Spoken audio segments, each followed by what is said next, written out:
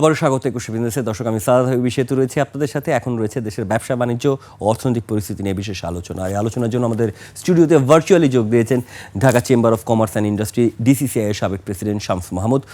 দর্শক, 21 বিজনেসের এই অংশটি আপনারা দেখছেন আলোক হেলথ কেয়ার এবং হাসপাতালের সৌজন্যে। শামস ভাই, স্বাগত জানাচ্ছি। একদম শুরুতে আপনার কাছ থেকে প্রারম্ভিকভাবে জানতে চাই যে টানা প্রায় মাস খানেকের মতো আমরা জ্বালানি সংকটের মধ্যে ভুগলাম। আমাদের অনেকগুলো প্রোডাকশন লাইন, সব শুধু তৈরি পোশাক না, অনেকের প্রোডাকশন লাইন, ছোটো ছোটো ব্যবসায়ীদেরও খুব বাজে অবস্থা। সেইটা এখন সরকার বলছে, আমি আর আপনি যখন কথা বলতেছি তখন জ্বালানি মন্ত্রী ব্রিফিং একটা সেমিনারে অংশ নিয়েছেন এবং তিনি জানিয়েছেন যে এলএনজি সরবরাহ বাড়ানো হচ্ছে যাতে দাম ঠিক রাখা হয়। কোনটা এখন বেশি গুরুত্বপূর্ণ মনে করছেন, দামটা নাকি নিশ্চয়তাটা? দেখেন, এখানে একটা ইস্যু হলো যে মানে যে কোনো ব্যবসা করেন, ছোট ব্যবসা বড় ব্যবসা, আপনার এখানে এনার্জি সিকিউরিটি খুবই ইম্পর্টেন্ট। স্পেশালি আমাদের এখনো যেখানে 85% আর্নিংস হচ্ছে আরএমজি সেক্টর থেকে। আমাদের আরএমজি সেক্টর কিন্তু আমরা কিন্তু স্লো ফ্যাশন করি না, আমরা করি fast fashion. Fast fashion is very time sensitive. তো আমার ফ্যাক্টরি যদি এখন বন্ধ হয়ে থাকে, ইভেন 2 দিন যদি বিঘ্ন ঘটে, হ্যাঁ, এটা কিন্তু একটা নকডাউন এফেক্ট থাকে। আমার যদি এয়ার শিপমেন্ট করতে লাগে, এই টাকাটা কিন্তু আমাদের দিতে লাগে। আর ছোট যারা আছে, ধরেন এসএমই যারা আছে, এরা যদি দিনের বেলা যদি ফ্যাক্টরি যদি না চালাতে পারে, ছোট ছোট পণ্য যাই করুক, ওর কিন্তু পুরো মাসের যে একটা টার্গেট থাকে ওটা অ্যাচিভ করতে পারবে না। তো এটা সবাইকে এফেক্ট করছে। একই সাথে এখানে যেটা যেটা আপনি বললেন যে এখানে সরবরাহ, মানে এইখানে এখন জিনিস হলো যে আমাদের নেচার অফ বিজনেস, আমরা যদি এখন আউটসোর্সিং করতাম অথবা অন্য কিছুতে থাকতো, আমাদের ডাইভার্সিফাইড ইকোনমি ছিল, আমরা অন্য খাতগুলোতে এক্সপোর্ট করতাম, তাহলে ঠিক আছে, আপনি অনেক কিছু করতে পারতেন। কিন্তু এখনো যে জিনিসটা হলো যে আমাদের uninterrupted gas supply should be ensured. And দামের ব্যাপারে দাম কিন্তু দেখেন, 2022 সালে যখন দাম বাড়ানো শুরু করলো, তখন যারা সরকারে ছিল ওনারা যখন দাম বাড়ানো শুরু করলো, ওনারা 23 সালের একটা জিনিস করেছিল যে অলমোস্ট 100% ইনক্রিজ করেছিল গ্যাসের দাম। ওই 23 সালের যে এফেক্ট, ওটা কিন্তু আমরা আজকেও মানে ওখান থেকে বেরোতে পারিনি। কারণ জিনিসটা কিন্তু সিম্পল, আপনি যখন ডাবল করে ফেলেন কিছুর দাম, আমার তো এক্সপোর্ট সেম। আমি ধরেন একটা যে ফ্যাক্টরি 100 টাকা এক্সপোর্ট করতে কথার কথা, ওনার তো ওভারনাইট ক্যাপাসিটি বাড়ে নেই। আমার যেখানে গ্যাসের বিল লাগে আসতো প্রত্যেক মাসে ধরেন 3 কোটি টাকা, ওটা ওভারনাইট 6 কোটি টাকা হয়ে গেল। 6 কোটি মানে 36 কোটি টাকা, বছরে 36 কোটি টাকা। 36 কোটি টাকা, আমার তো এক্সপোর্ট তো আমার 36 কোটি টাকা বাড়ে নেই যে আমি ওটা অ্যাবজর্ব করে নিব। তো ওটা কোত্থেকে? আমি ইনভেস্টমেন্ট করে ফেলেছি, এখন ব্যাংকে আমার পেমেন্ট করতে লাগবে, আমি আরো এক্সট্রা বরিং করেছি। তো that had forced us to become sick in one sentence. হ্যাঁ, ওখান থেকে এখন আমরা বেরোয় আসতে পারিনি। তারপর আমাদের শকস গিয়েছিল 5ই আগস্টের যে ঘটনা ঘটেছে, সবকিছু মিলে এটা যেটা মেইন যে জিনিসটা, বর্তমান সরকার আনফর্চুনেটলি হ্যাজ ইনহেরিটেড প্রিভিয়াস যে রেজিম ছিল, ওনাদের মিসম্যানেজমেন্ট, লং টার্ম ভিশন ছিল না, এনার্জি সিকিউরিটি, ওনারা সঠিকভাবে যে মেজারগুলো নিয়েছিল, যে ইম্পোর্ট বেসড এলএনজির উপর বেস করে আপনার এনার্জি সিকিউরিটি যে প্ল্যানটা করা হয়েছিল, ইটস ফ্লড, যেটা এখন আমরা দেখতে পাচ্ছি। আজকের থেকে সরকার যদি এক্সপ্লোরেশন যদি শুরু করে, এটা সময় লাগবে। সো উই অলসো আন্ডারস্ট্যান্ড যে এটা এনারা এখন স্পেশালি ইরান যে কনফ্লিক্ট হচ্ছে, আমাদের লং টার্ম যে G2G এগ্রিমেন্টগুলো ছিল, এগুলো যেমন ফোর্স মেজর করে, যেমন কাতার রিসেন্ট করে ফেলেছে অলরেডি। এখন যেখানে এনার্জির দাম ধরেন 5 টাকার জায়গায় ইন্টারন্যাশনাল মার্কেটে 20 টাকা, আপনি যে কোনো দেশের সাথে যদি এখন G2G এগ্রিমেন্টও যদি করতে যান, ওনারা তো করবে না, কারণ ওনারা যেখানে 20 টাকায় বেচতে পারছে, ওই দেশ কি জন্য 5 টাকায় বাংলাদেশকে দিবে? সো সরকার এখন উচ্চ দামে ওনারা কিনতে লাগবে, এটা হলো বাস্তবতা। এখন বাস্তবতা মেনে দে শুড কাম টু যে সহনীয় পর্যায়ে একটা একটা রোডম্যাপ দিক, যে হ্যাঁ, দাম বাড়াতে লাগবে। অ্যান্ড অলসো এখানে কিন্তু একটা জিনিস আছে, সরকার যেটাই বলুক, IMF এর থেকে আমরা ঋণ নিব সামনে। হ্যাঁ, অক্টোবর মাসে আপনার ব্যাংকক একটা মিটিং আছে IMF এর যে শর্তগুলো আছে, যে ওই টাকাটা রিলিজ করবে, ওখানে কিন্তু এই জিনিসটা আছে যে এনার্জি প্রাইসের সাবসিডি উঠাতে লাগবে। তো সরকার যদি ইভেন চায়ও যে ওনারা দাম বাড়াবে না, ওনারা কিন্তু বাধ্য হয়ে বাড়াতে লাগবে। সো যদি আপনারা যদি আপনারা আগের থেকে বলেন, এটা হঠাৎ করে একদিন এসে পরের দিন যদি বাড়ান, তাহলে কিন্তু আমরা প্ল্যান করতে পারবো না। অ্যান্ড এখানে অলরেডি যে ড্যামেজটা হয়েছে, এটাকে ড্যামেজ লিমিটেশন আমি বলবো, মানে কিভাবে করা যায়। কারণ আমাদের ক্রিসমাসের যে সামনে যে সিজন আসছে, স্পেশালি আরএমজির দিক থেকে যদি আমি বলি, এটা আমাদের পিক সিজন থাকে অলরেডি। কিন্তু যেভাবে লেখালেখি হচ্ছে, অনিশ্চয়তা, মানে মানে শর্ট, মানে একদম ক্লিয়ার কাট কোনো উত্তর যখন পাচ্ছি না, তখন বাইরেরা কিন্তু এখন গ্লোবালি যেটা হয়েছে, গ্লোবালি সব দেশে এক্সেস ক্যাপাসিটি আছে, চায়নাতে আছে, ইন্ডিয়াতে আছে, ভিয়েতনামে আছে। অ্যান্ড যে ক্রেতারা কিনে আমাদের পণ্যরা, ওনাদের কাছে কিন্তু বিকজ অফ ইনফ্লেশনের এফেক্ট, ইরান যুদ্ধের জন্য জিনিসপাতির দাম গ্লোবালি বেড়ে গেছে, খালি বাংলাদেশে না, সব দেশে বেড়ে গেছে। ওখানে ক্রেতারা যারা আগে পণ্য কিনতো ওনারা কম কিনছে, তার মানে ইনভেন্টরি ওখানে রয়ে গেছে, অনেক ইনভেন্টরি রয়ে গেছে। তো সামনে যে ক্রয়াদেশ যে অর্ডারগুলো আসছে আমাদের, এটা কিন্তু আগে ধরেন যেভাবে আসতো ওইভাবে আসছে না, এটা কমছে। তো এখন যদি আমরা সঠিক এনার্জি সিকিউরিটি এনশোর না করতে পারি, কিন্তু তখন বাইরেরা যেটা করবে, ওরা কিন্তু অনেক অর্ডার বাংলাদেশ থেকে আমাদের কম্পিটিটিভ যে দেশগুলো আছে ওখানে নিয়ে যাবে, অ্যান্ড তখন কিন্তু আমরা একটা বড় একটা সংকটে পড়বো। জি। অ্যান্ড একই সাথে এখানে আরেকটি উল্লেখ করতে হবে যে আমরা, ঠিক আছে, এসএমই অথবা লার্জ এন্টারপ্রাইজ অথবা এক্সপোর্ট ওরিয়েন্টেড ইন্ডাস্ট্রি নিয়ে কথা বলছি, এখানে লোকাল ফুড সাবস্টিটিউশন যেসব ইন্ডাস্ট্রি করে থাকে ওখানেও কিন্তু দাম বাড়ছে। এখানে গ্যাস, যেহেতু এখন গ্যাস নেওয়ার জন্য একটা বাস অথবা ট্রাক যখন যাচ্ছে স্টেশনে, ওনারা ঠিক করে সরবরাহ পাচ্ছে না, ওনারা তখন ডিজেল ব্যবহার করছে। যখন ডিজেল ব্যবহার করছে, তখন যে ভাড়া, দৈনন্দিন যাতায়াত করার জন্য সাধারণ জনতা যে ভাড়াটা দেয়, ভাড়ার দাম এখন নেওয়া হচ্ছে, ইটস হায়ার। তারপর সামনে পেপার, আপনার এই যে বই কিনবে, আপনার গ্যাসে তো ধরেন আমাদের, ঠিক আছে, আমাদের ফ্যাক্টরি বন্ধ ছিল, ছিল, কিন্তু পেপার প্রোডাকশনও যে কাগজ যারা বানায় বাংলাদেশে, ওনারাও তো ঠিক করে উৎপাদন করতে পারেনি। তো সামনে যে বই খাতা এগুলো যে ডিমান্ডটা আসবে, ওখানে একটা শর্টফল হবে, এটা এখন থেকে আমরা কিন্তু দেখতে পাচ্ছি যে সামনে একটা প্রবলেমে পড়বে। জি, খুব দারুণ দুটা কথা বলেছেন। পেপারের এইটা নিয়ে শওকত আজিজ রাসেলও সম্ভবত দু একদিনের মধ্যে কমেন্টস করেছেন এবং উনিও উদ্বিগ্ন রয়েছেন। ক্রিসমাসের অর্ডার 10%-এর মতো ধারণা করছে, এক্স্যাক্ট তথ্য না, কিন্তু ক্রিসমাসের অর্ডার 10%-এর মতো কমছে। আমি একটু জানতে চাই আপনাদের কাছে যে বোথ বিজিএমইএ এবং আরও একটা চেম্বার যৌথভাবে বাংলাদেশ ব্যাংকের কাছে চিঠি পাঠিয়েছে যে এই যে ক্রাইসিসের সময় ব্যাংকের যে হাই ইন্টারেস্ট রেট, সেইটাকে একটু শিথিল করা যায় কিনা, না হলে এটাও খেলাপির মতো হয়ে যাবে বা বার্ডেন যাবে, কারো পক্ষে এটা দেওয়া সম্ভব না। বড় বড় জায়ান্টদেরকে আমরা দেখতেছি যে তাদের এগিয়ে আসতে অনেকগুলো ব্যাংক একসাথে জড়ো হচ্ছে, ব্যাংক নিজেও বিপদে রয়েছে, আমি যদি সত্যি কথা যেটা। তাহলে এরকম একটা সিচুয়েশনে আপনারা আসলে গভর্নমেন্টের কাছ থেকে কী ধরনের ভিশন চাচ্ছেন বা গভর্নমেন্টের কাছ থেকে আপনাদের দাবি দেওয়াটা কী থাকবে?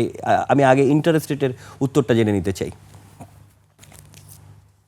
ইন্টারেস্ট রেট তো এখন যে পর্যায়ে ইন্টারেস্ট রেট আছে, এটা কিন্তু মানে ইনভেস্টমেন্টের জন্য ইজ নট কন্ডিউসিভ। কারণ এই উচ্চ হারে ইন্টারেস্ট রেট নিয়ে ব্যবসা কিন্তু কেউ করতে পারবে না। অ্যান্ড স্পেশালি সামনে এলডিসি গ্রাজুয়েশন আছে, এলডিসি গ্রাজুয়েশনের জন্য যে স্টেপগুলো লাগবে, স্পেশালি যদি আরএমজি যদি বলি আমি, ইউরোপিয়ান ইউনিয়নের সাথে এফটিএ এর কথা হচ্ছে। যখন আপনি এফটিএ তে যাবেন, ওখানে ভ্যালুয়েশন একটা ক্লজ থাকে, ভ্যালুয়েশনে ব্যাকওয়ার্ড লিঙ্কেজের আপনার ভ্যালুয়েশন করতে লাগে। তো ব্যাকওয়ার্ড লিঙ্কেজ যখন ইনভেস্টমেন্ট করবো, এই 14% ইন্টারেস্ট নিয়ে আপনি যদি একটা ফ্যাক্টরি করেন এখন, তাহলে কিন্তু এটা ভায়াবল হবে না। তো সামনে এলডিসি গ্রাজুয়েশনও কিন্তু এই high interest rate itself is a hindrance, আপনার স্মুথ ট্রানজিশন হবে না। অ্যান্ড আরেকটা জিনিস হলো যে ইন্টারেস্ট রেট, ঠিক আছে, ইন্টারেস্ট রেট এই উচ্চ হারে যারা এক্সপোর্ট করে, ওনারা যেমন ডিভ্যালুয়েশন করলে কিছুটা লাভ পায়, ডিভ্যালুয়েশনও কিন্তু আমার কারেন্সিতে করছে না, ওটা আর্টিফিশিয়ালি হোল্ড করে রাখছে ইনফ্লেশনের ভয়। কিন্তু ইনফ্লেশন তো আপনি বাজারে গিয়ে যদি দেখেন, দেখবেন যে জিনিসপাতির দাম কিন্তু বাড়ছে। সো ওটার এফেক্টটা কিন্তু ওরা কন্ট্রোল করতে পারছে না। সো সরকারের উচিত একটা লং টার্ম লো ইন্টারেস্ট একটা ফান্ড ক্রিয়েট করতে, যাতে যে ব্যবসার এক্সিস্টিং, যেমন বাংলাদেশ ব্যাংক অনেকগুলো পদক্ষেপ নিয়েছে, কিন্তু দেখেন এইখানে ধারাবাহিকভাবে ক্রমাগতভাবে এই মানে ব্যবসার যে এনভায়রনমেন্ট ছিল, ওটার কারণে যেমন এখন ধরেন এই যে গত মাসে যে গ্যাস সাপ্লাই ঠিক করে সরবরাহ করা হয়নি, ধরেন আমি এক মাসে আমার টার্গেট ছিল 200 টাকা এক্সপোর্ট করার, কিন্তু আমি অ্যাচিভ করতে পারছি 50 টাকা। এখন এই বাকি যে শর্টফল আছে, আমি যদি এটার কারণে কালকে যদি আমি ক্লাসিফাইড হয় আমার লোন, ব্যাংক তো এত কিছু শুনবে না যে গ্যাস সরবরাহ ছিল না, ও বলবে যে আমার আমার আমার ইনস্টলমেন্টটা কোথায়, ও তো আমাকে ফোর্স লোন করে দিবে, ওভার ডিউ ইয়েতে ক্লাসিফিকেশন করে দিবে। যখন ক্লাসিফাইড করবে, তখন তো আমি সহজভাবে যেভাবে ধরেন কাঁচামাল কিনি, এগুলো কিনতে পারবো না। তো তখন তো একটা নকডাউন এফেক্ট হবে সরকারের একটা ইয়েতে, যে হ্যাঁ, বাংলাদেশ যে উদ্যোগগুলো ভালো উদ্যোগ, কিন্তু ফোর্স লোন অথবা যাদের আছে এগুলোর ব্যাপারে যাতে নজর দেয়, কারণ ওনারা যেগুলো দিচ্ছে এখানে কিন্তু যেমন 5% ডাউন পেমেন্ট, 3% ডাউন পেমেন্ট এগুলো দিতে হবে, ওই টাকাও তো দেওয়ার সমর্থ নাই। ওটা যদি থাকতো তাহলে তো আমি লাইক আপনার ডিফল্টার হতাম না। অ্যান্ড এইটা লার্জ এন্টারপ্রাইজ যাদের স্ট্রাকচারাল ধর অ্যাসেট আছে এদের জন্য এটা বলছি। এমএসএমইর কথা আপনি চিন্তা করেন, এমএসএমইর পুঁজি যেটা আছে ওনারা যদি প্রোডাকশন না করতে পারে, ওনারা তো ওই ওনাদের জন্য তো এই জিনিসটা একটা বড় একটা ইস্যু হয়ে দাঁড়ায়। কারণ আপনি ওই এমএসএমই থেকে যে পণ্য কিনবেন এটা যদি ইম্পোর্ট করেন, এখন দেখবেন যে আপনি ইম্পোর্ট করলে অনেক কম দামে ইম্পোর্ট করতে পারবেন। জি তো অ্যান্ড অলসো আপনি সরবরাহ এনশোর করতে পারছেন, ওটা জি সাপ্লাইও এনশোর করতে পারছেন। জি তখন তো আমি লোকালি না কিনে আমি বাইরে থেকে আনবো, তো জি তখন তো আরো বড় একটা সমস্যায় পড়বে এরা। জি শামীম ভাই, আপনার সাথে আরও কথা বলবো। একটা ছোট বিরতির সময় হয়েছে, বিরতিটা নিয়ে নিচ্ছি। দর্শকের পর্যায়ের সময় হলো ছোট্ট একটা বিরতি নেওয়ার, ফিরবো একটু পরে, ততক্ষণ নিশ্চয়ই সঙ্গে থাকবেন।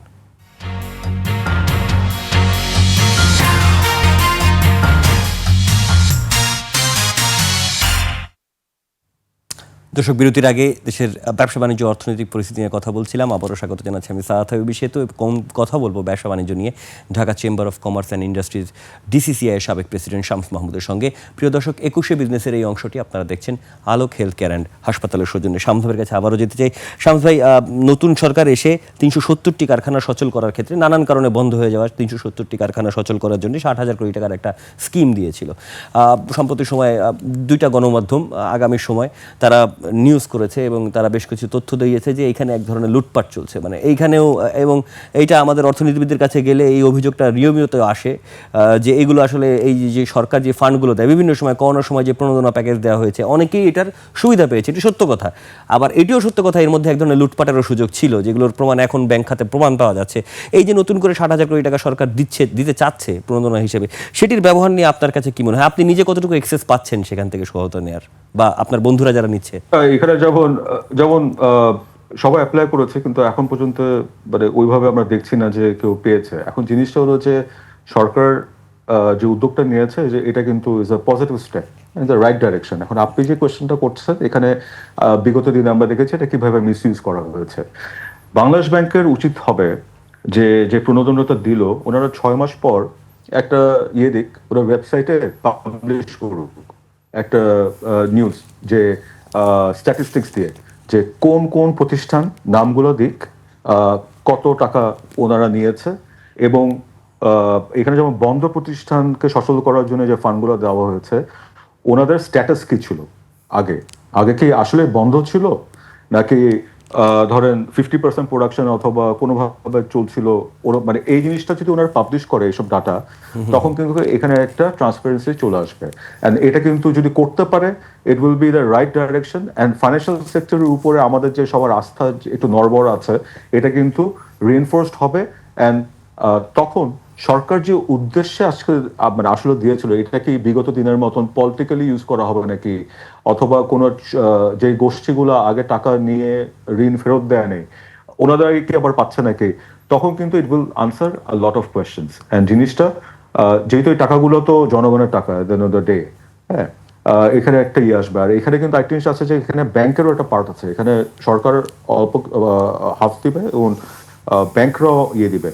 তো এরকম যদি পাবলিশ করে রেজাল্ট, তখন কোনো ব্যাংকের যে টাকাগুলো থাকে, ধরুন প্রাইভেট সেক্টর ব্যাংকের যে ব্যাংকগুলো আছে অথবা সরকারি যে ব্যাংকগুলো আছে, এই আমানত যারা রাখে এটা তো সাধারণ জনগণের টাকা, তখন ব্যাংকেরও কিন্তু একটা আনসারেবিলিটির ভিতরে চলে আসে। And Bangladesh bank as a regulatory body ওনারা কিন্তু তাদের দায়িত্ব তখন সঠিকভাবে পালন করবে, এবং সরকার যে উদ্দেশ্যে দিয়েছে সরকারের কিন্তু এটা ইমেজ বিল্ডিং বলেন বলেন ওনাদের উপর আরো আস্থা সবার আসবে তখন। ইমেজের কথা বলছিলাম, ব্যাংকিং খাতের রাস্তার কথা বলছিলাম। স্বাভাবিকভাবে গতকাল ক্যাবিনেটের নিউজটা আপনি দেখেছেন যে ব্যাংকিং রেজলিউশন আইন এক ধরনের সংশোধনী আনা হয়েছে, 18 ক ধারা বাতিল করা হয়েছে, এবং আমরা একদম বড় নামেই বলতে পারি যে সাইফুল আলম মাসুদ, নজরুল ইসলাম মজুমদার এক্সিম ব্যাংকের, এবং আমি যদি ইউসিবিতে বলি সাইফুজ্জামান চৌধুরী সাবেক ভূমিমন্ত্রী, যদি তারা কনভিক্টেড হন যে তারা আসলে এই ব্যাংকগুলোতে লুটপাট করেছেন, তাহলে তারা আর এই মালিকানায় ফিরতে পারবেন না। আপনার কাছে কতটুকু মনে হচ্ছে যে এই প্রসেসটা তো আসলে খুব লেন্দি আমাদের দেশের বিচার ব্যবস্থার, আপনি কতটুকু আশাবাদী যে এটা আসলে ব্যাংকিং খাতে মানুষের আস্থা ফেরাতে কার্যকর হবে? না, এটা তো একটা ভালো উদ্যোগ, কারণ এখানে যে কোয়েশ্চেন মার্ক ছিল যখন এই ধারাটা ছিল, এখানে কিন্তু সবাই কিন্তু এটা পয়েন্ট আউট করেছে যে এটা তো একটা ব্যাকডোর একটা ইন্টারেস্ট দিয়েছে যারা ধ্বংস করেছে আমাদের ফাইন্যান্সিয়াল সেক্টরকে, যাদের নাম আসছে বারবার। ওনারা যদি আবার এখানে আসে তাহলে তো আগের মতনই হলো। তো সরকার কিন্তু যে জিনিসটা করেছে, ওনারা এনশোর করেছে যে এই ব্যাকডোরটা বন্ধ হয়েছে। এবং এখানে কিন্তু একটা ভালো যে জিনিসটা হচ্ছে যে হ্যাঁ, আমরা রিয়াক্ট করেছি এই ধারাটার জন্য, সরকার পদক্ষেপ নিয়েছে। আগে কিন্তু এরকম সিচুয়েশন যদি হতো, একতরফা অনেক কিছু করে ফেলা হতো। তো এটা ইজ এ গুড স্টেপ, যেটা ভালো জিনিস, আমরা ভালো বলতে লাগবে। আচ্ছা, আমরা একটু শেষের দিকে রয়েছি, একটু এক্সপোর্টের ইম্পোর্টের দিকে আবার ফেরত যেতে চাই। আমরা সমস্ত কিছু চিন্তা ভাবনা করছিলাম, গত 2 বছর ধরেও আলোচনা চলছিল যে ব্যবসা বহুমুখীকরণ করা যায় কিনা, কিন্তু বাস্তবতা হচ্ছে যে সেটি তো করা সম্ভব না, এত অল্প সময়েও সম্ভব না। আপনি কি মনে করছেন যে সরকারের এই 6 মাস পার হয়ে যাচ্ছে, আগস্টের 12 তারিখে তার 6 মাস পূর্তি, এবং এই পূর্তির সামনে দাঁড়িয়ে সরকার আসলে কতটুকু উচ্চাতে পারলো বলে মনে করছেন? না, সরকার মাত্র এসেছে এখানে। যে জিনিসটা হলো যে আমাদের এটা উপলব্ধি করতে লাগবে যে ইনস্টিটিউশনালি আমাদের যে বেসগুলো ছিল, এটা কিন্তু গত 2 ডেকেড বলবো, এটা ধ্বংস হয়েছে। অ্যান্ড এটাকে ঠিক করতে সময় লাগবে। সরকার যেটা করেছে, যে সামনে যেমন একটা আমরা পত্রপত্রিকায় দেখছি, একটা চেঞ্জ আসবে সরকারে, কিছু মানে মন্ত্রণালয়, নতুন নতুন মুখ দেখতে পারবো আমরা। তো এই জিনিসটা ইজ ইম্পর্টেন্ট আমাদের প্রাইভেট সেক্টরের জন্য। একটা জিনিস খুবই ইম্পর্টেন্ট যে সরকার কি রিয়াক্ট করছে নাকি। এখানে সরকার যদি আসলে যদি রদবদল করে, এটা আমি মনে করবো একটা পজিটিভ স্টেপ হবে। এটা শর্ট টার্মে খুবই বড় পজিটিভ স্টেপ। কারণ আমরা জাতিগতভাবে দেখেছি যে আগে যে মন্ত্রী পারফর্ম করতে পারতো না, উনি ওই চেয়ারে 5 বছর ধরে বসে থাকতো। কিন্তু তো এখানে দেখাচ্ছে যে এটা আনসারেবিলিটির একটা ইয়ে চলে আসছে। অ্যান্ড সরকার অ্যাডমিনিস্ট্রেশন ওনাদের মতন সাজাতে আরো 1 বছর লাগবে। ওনার মাত্র এসেছে, so it will take a long term, একটা ইয়ে লাগবে। এবং ওনারা যে উদ্যোগগুলো নিচ্ছে, এটা কিন্তু টাইম উইল টেল। অ্যান্ড ছোট যে শুরুতে বলেছিলাম যে বাংলাদেশ ব্যাংকের যে ধরেন প্রণোদনার যে প্যাকেজটা দিয়েছে, ওনারা ঠিক আছে 6 মাস পর যদি এরকম একটা জিনিস পাবলিশ করে, তখন কিন্তু আনসারেবিলিটির একটা ইয়ে চলে আসে। অ্যান্ড সরকারের যে জিনিসটা হবে, তখন যখন মানুষ দেখবে যে সরকার জবাবদিহিতার মধ্যে আছে, তখন কিন্তু সরকারের যে আমরা ইউজুয়ালি কি দেখি যে ব্যুরোক্রেসি, সরকারের মতন করে উদ্যোগ নিচ্ছে, কাজ করছে, কিন্তু ইমপ্লিমেন্ট করে কারা? ব্যুরোক্র্যাটস। এখন ব্যুরোক্রেসি যদি সেম মেন্টালিটিতে, সেম ওয়েভলেন্থে না চলে, তাহলে কিন্তু সরকার যে উদ্যোগ নেয়, ওটা কিন্তু আমরা সুফল দেখবো না। বাট আশা করি যে এখন যে স্পেশালি এলডিসি গ্রাজুয়েশন সামনে, আমাদের সামনে অনেকগুলো চ্যালেঞ্জ আছে।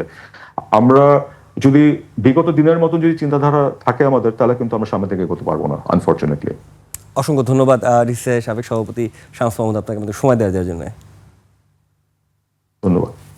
দর্শক, এতক্ষণ দেশের ব্যবসা বাণিজ্য, রপ্তানি পরিস্থিতি এবং আর্থিক খাতের অবস্থা, ব্যবসায়ীরা কীভাবে দেখছেন, সেই দিকগুলো নিয়ে আলোচনা করছিলাম Dhaka chamber of commerce and ইন্ডাস্ট্রিজের সাবেক প্রেসিডেন্ট শামস মাহমুদের সাথে। সময় হলো ছোট্ট একটা বিরতি নেবার, ফিরবো 2:30 মিনিট 21 বিজনেসের আয়োজন নিয়ে। দেখার মন্ত্র নিল 21-এর সঙ্গেই থাকুন।